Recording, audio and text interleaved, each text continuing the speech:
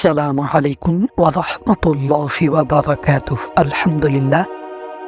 তো এই রমজান মাসে যেসব কাজগুলো করলে আমাদের রোজা ভেঙে যাবে, তো চলুন ওই সব বিষয়গুলো জেনে নিই। তো চলুন শুরু করা যাক।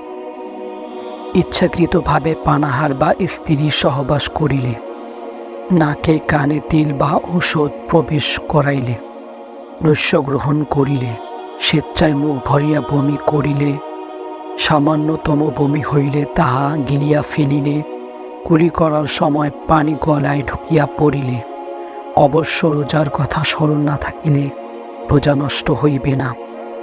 ছোলা বা তাহার থেকে বড় ধরনের খাদ্য গিলিয়া ফেলিলে, মুখে পান রাখিয়া ঘুমাইয়া সুবহে সাদিকের পর জাগ্রত হইলে, ধূমপান করিলে, ইচ্ছাকৃতভাবে লোবান অথবা অন্য কোনো সুগন্ধি দ্রব্য ধোয়া গলৎকরণ করিলে অথবা নাকে টানিয়া লইলে, রাত্র মনে করিয়া সুবহে সাদিকের পর সেহরি খাইলে, সূর্য অস্তের পূর্বে সূর্য অস্ত গিয়াছে মনে করিয়া ইফতার করিলে,